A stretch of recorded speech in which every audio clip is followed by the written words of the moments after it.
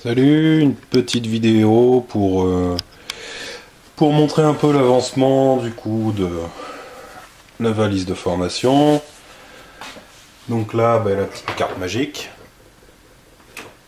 un petit switch USB alimenté en 5 volts pour avoir de la puissance, le CMSI en platine d'essai pour l'instant, on voit bien le dialogue, toutes les 500 millisecondes, le SDI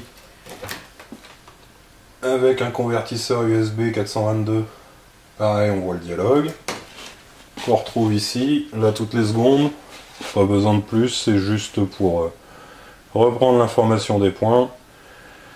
Et là on voit la charge processeur qui est à 54 actuellement, on était à une moyenne de 40, donc c'est magnifique quand tout tourne, tous les dialogues tournent. Donc il y a quelques défauts parce que j'ai pas cherché non plus à tout éliminer. Je vais faire une DI sur l'adresse 1 en espérant que ce soit que la 1.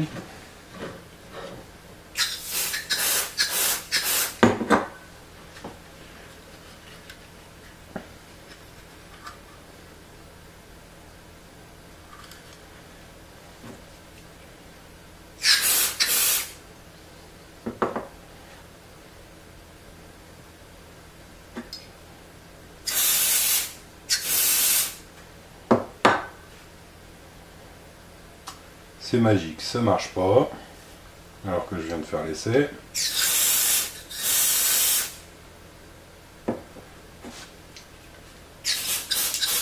Voilà. Donc j'ai une adresse sur la 1 qui correspond donc dans un scénario que j'ai fait pour le provisoire à une circulation.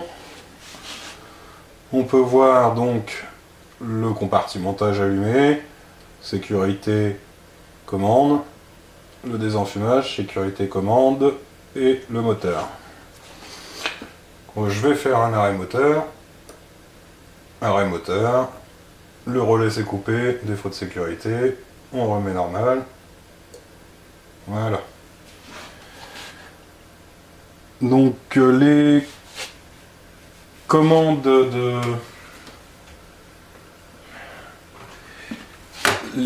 l'interface web sont pas encore programmées, mais j'ai testé en base de données, ça marche, donc c'est pas grand chose. Permettront de pouvoir du coup lancer des commandes. On peut reproduire exactement tout ce qui se passe sur le CMSI, plus l'UGA qui sera sur la carte, sur la donne que je vais rajouter dessus, avec un relais où on viendra couper tout simplement la surveillance de ligne. Les commandes SDI, j'ai pas encore mis la visu, mais on aura des faux batteries, des faux secteurs, faire des entrées commandées, pour éviter de faire des vrais défauts qui pourraient faire croire au processeur ARM qu'il n'y a plus de tension. Et aussi alarme dérangement sur 2 points de DI par des ETCO pour pouvoir simuler des alarmes qui pourront être local SSI par exemple, ou je sais pas trop, on verra bien.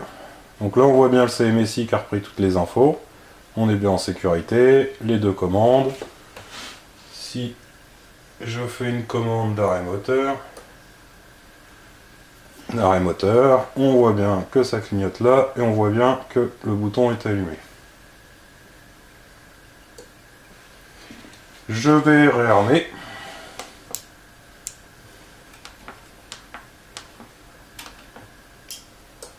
J'ai réarmé, le CMSI s'est réarmé, le moteur est en route forcément.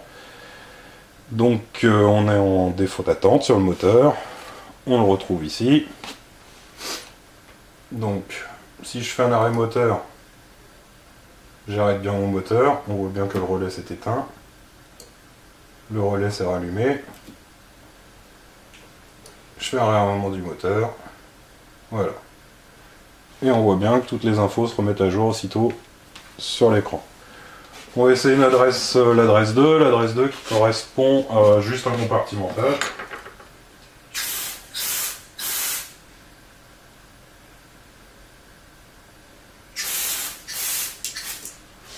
Adresse 2, juste un compartimentage.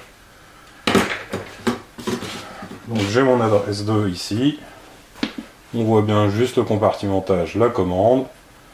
Ici forcément on n'a pas encore la visu du CMSI, mais sinon on verra la visu du CMSI. Si je réarme, toujours pareil, on a réarmé ici. On va aller voir côté base de données ce qui s'est passé. Donc Delta élément SDI, je vois bien mon adresse 2 à 10h08 et 57 secondes qui est passée en alarme.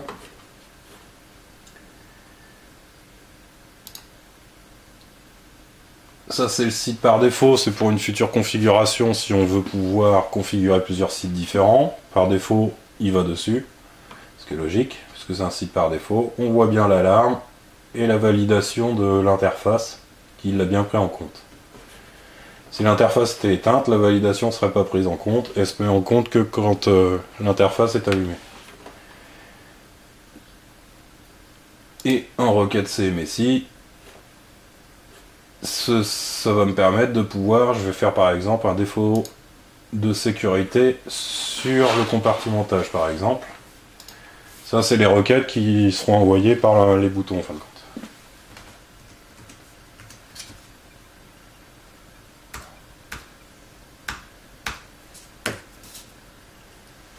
Hop, je valide.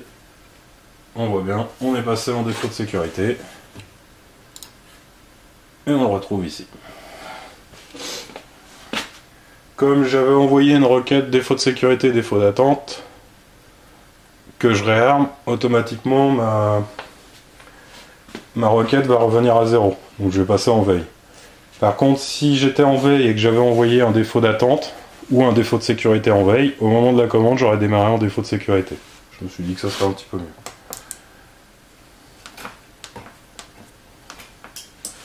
Je réarme, tout le monde est revenu en veille. On va regarder les charges processeurs. Donc là, on peut voir qu'on est monté à 58 au moment du réarmement. En moyenne, on tourne à 50 sinon. Forcément, au moment du réarmement, toutes les bases de données se remettent à 0. On a le 422 qui lit des données et qui remet tout le monde à jour. Sachant qu'on remet à jour que par QWERTY. Parce que le GBus marche par QWERTY d'adresse. Donc adresse 1, 2, 3, 4, 5, 6, 7, 8, 9, 10, 11, 12, et ainsi de suite. On interroge jusqu'à 20 adresses, on pourra aller jusqu'à 10. C'est pour ça qu'on voit bien 5 QWERTY de 4 qui font 20 adresses. Après, je pense qu'on descendra un petit peu plus. Ça permettra de gagner un petit peu de requêtes, un petit peu de mémoire. Donc voilà, c'était pour faire une petite démonstration. Donc on voit bien la charge processeur, elle est magnifique. Là on est 42, on est en veille. On voit bien qu'il n'y a aucune erreur sur le GBus. Et ça, c'est le script d'interrogation du CMSI. S'il y avait une erreur, j'aurais eu des lignes qui se seraient rajoutées là.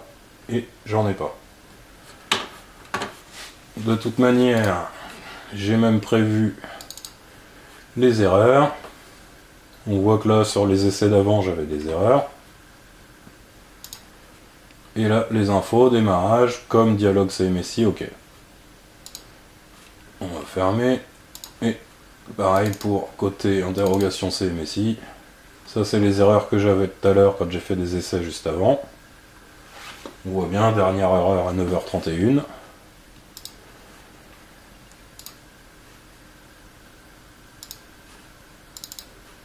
Et là, c'est mes logs GBus. À chaque fois que je fais une alarme, je viens de l'écrire pour dire qu'il y a eu le succès sur l'écriture. Après, c'est plus pour le debug. Donc je pense que je vais rajouter une variable pour dire si on passe en mode debug ou pas. Juste pour tracer s'il y a des erreurs, ça permettra de gagner encore un peu de ressources. Donc voilà, c'était pour te faire une petite présentation. Comme tu vois, c'est plus un bureau que j'ai, mais un centre d'essai. Donc tout marche, j'estime encore à 2 semaines de programmation pour pouvoir fignoler et puis essayer de stabiliser au maximum le processeur pour qu'il soit le moins chargé possible. Et puis après, peut-être encore 2 semaines pour le temps de faire les CI, les circuits imprimés, de les souder et tout, et puis une fois tout monté, il n'y aura plus qu'à assembler dans une vraie centrale. Donc voilà, c'était pour te faire une petite présentation. je suis content, tout marche. Ma carte remarche nickel, plus de problème. Une compilation comme on peut le voir ici. C'est Banana, c'est en fin de compte un autre type de carte, j'ai pris cette base là. Donc c'est ARM Debian qui a fait le Debian, c'est un site qui compile pour des ARM, et moi je suis venu reprendre une de leurs bases pour pouvoir l'améliorer par rapport à ce que moi j'avais besoin, parce qu'ils prenaient pas tout, genre la gestion des entrées-sorties ils les prenaient pas, donc je l'ai rajouté, j'ai fait un petit script, j'ai recompilé tout ça, et là on est super. Ce que j'aime bien aussi, c'est qu'au démarrage, généralement c'est là que la charge processeur elle monte, et là on voit qu'au démarrage j'étais que à 0,57, donc à peine à 60. En mémoire j'utilise que 10%, ce qui est vraiment super. Capacité sur 3 Go 5, j'utilise 54%, sachant que je suis presque complet en niveau code source et tout. Et puis bah c'est tout. Donc il y a un utilisateur, c'est moi, c'est normal. Et là je suis en mode route, et sinon il y a un mode def, ce qui est logique. Et il me reste le mode AP du Wi-Fi à configurer. Au pire, si jamais il voulait pas le prendre, on a le switch qui était existant dans l'autre. Donc bah voilà, c'était une petite présentation, j'espère que tu as à peu près tout compris. Et puis bah je te dis à bientôt.